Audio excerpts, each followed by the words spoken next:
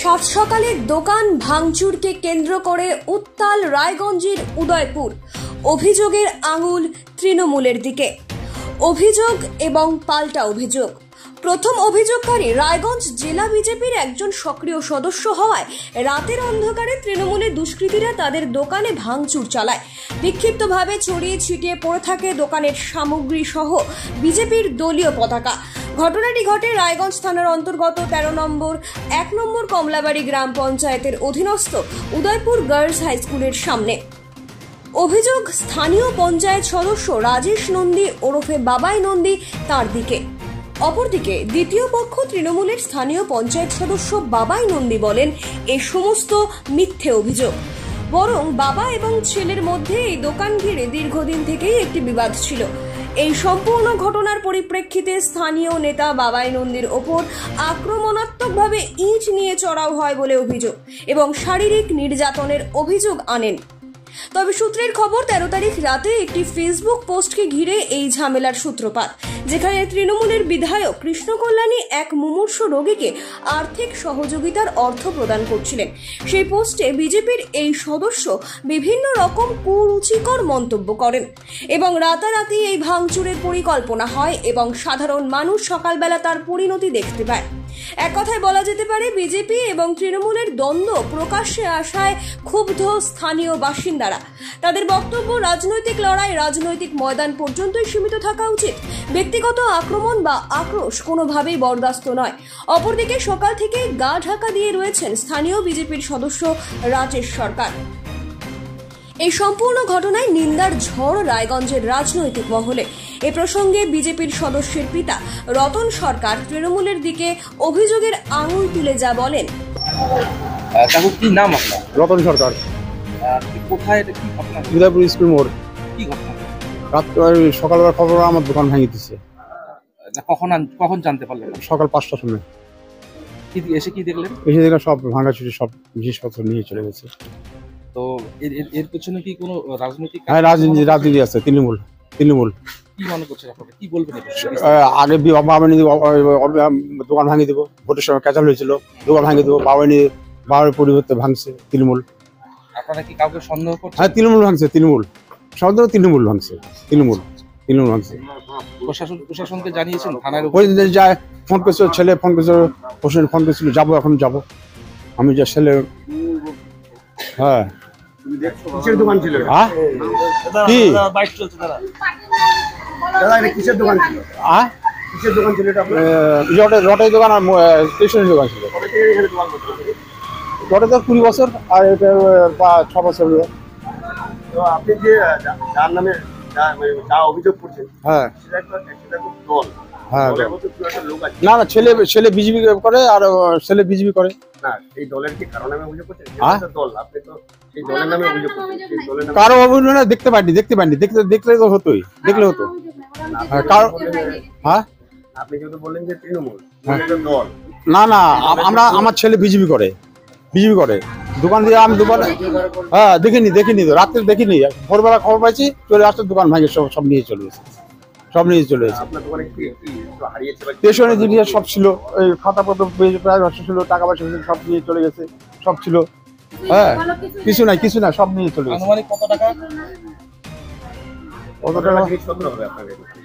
ক্ষয়ক্ষতি হয়েছে কত টাকা? ক্ষয়ক্ষতি হয়েছে ২০-২৫ হাজার টাকা ছিল। কি করবো এখন? দোকানটা ঠিক করবো এখন, টাকা পয়সা দিয়ে দোকানটা ঠিক করবো। পরিশোধন থেকে যাবো, পরিশোধন যাবো, কমপ্লেন করবো। এরকম একটা ঘটনা ঘটলো আপনার দোকানে? হ্যাঁ, আমার তো বিচার করুন। অপরদিকে রাজেশ নন্দী ওরফে বাবাই নন্দীকে প্রশ্ন করা হলে তিনি সাংবাদিকদের যা জানান। আমার নাম বাবাই নন্দী। আপনি এই এলাকার কোন দায়িত্বে আছেন? আমি এই এলাকার গ্রাম পঞ্চায়েত মেম্বার। আপনার এলাকায় আজকে একটা সকালে ঘটনা ঘটলো, কি বলবেন এই প্রসঙ্গে? দেখুন, এই প্রসঙ্গে তো আমি সঠিক কিছু বলতে পারছি না, এদের কি বিষয় আছে না আছে। এদের আমি যতটুকু জানি, এদের বাবা ছেলের মধ্যে একটা সমস্যা চলছে দীর্ঘদিন ধরেই, যে বাবা যাচ্ছে বাবা করবে দোকান, ছেলে যাচ্ছে ছেলে যাবে, এই নিয়ে একটা সমস্যা আছে। এখন কী পরিস্থিতি হয়েছে আমি সেই বিষয়ে বলতে পারছি না। আমি সকালবেলা ঘুম থেকে উঠে, ছেলের পরীক্ষা সারদা বাংলা মিডিয়ামে পড়ে, আমি ছেলেকে নিয়ে স্কুলের জন্য বেরোই, তখন বলেছি তো উনি আমার কাছে যায়। ওনার কাছে আমি প্রথম শুনতে পারি যে এরকম একটা আমাদের স্কুল মোড়ে লটারির দোকান ছিল, সেই লটারির দোকানটাকে ভাঙচুর হয়েছে। তো সে আমার কাছে জানতে চায়, আমি বললাম এই বিষয়। তারপরে আমি আমার স্ত্রী প্লাস হচ্ছিল আমার বাচ্চা, তাদেরকে নিয়ে আমার গাড়ি নিয়ে আমি বেরোই। আমি এই স্কুল মোড়ে যেখানে ঘটনাটা ঘটেছে, স্কুল মোড়ে আসা মাত্রই দূরের থেকে এখানে এই দোকানের যে মালিক, তার ছেলে, সে, তার ভাস্তা, আরও 4-5 জন মিলে গোটা ইট নিয়ে আমার গাড়ির উপরে চড়াও হয়।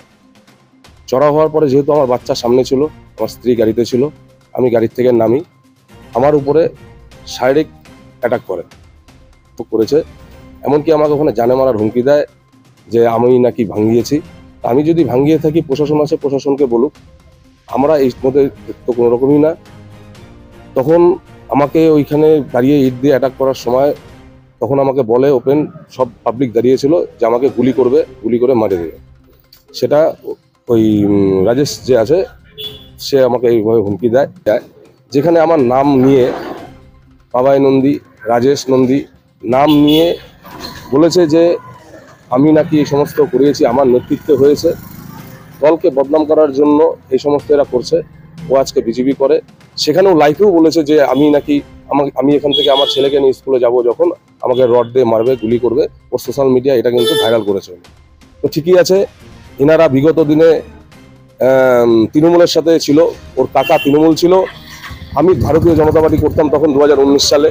আমি এখানে মেম্বারে দাঁড়িয়েছিলাম, আমার বাড়িতে এই ছেলেই বোম মারছে, ফায়ার করছে, ভাঙচুর করছে।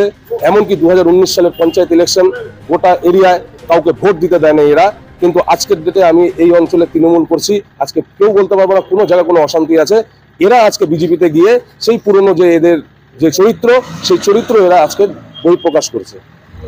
আপনি নাকি গত ইলেকশনে আপনি নাকি যাদের অভিযোগকারী তাদের দোকান ভাঙচুর করেছিলেন, হুমকি দিয়েছিলেন? না, অভিযোগ আমি ভাঙচুরের হুমকি দিইনি। আমি ওই উদয়পুর গার্লস স্কুলের প্রেসিডেন্ট।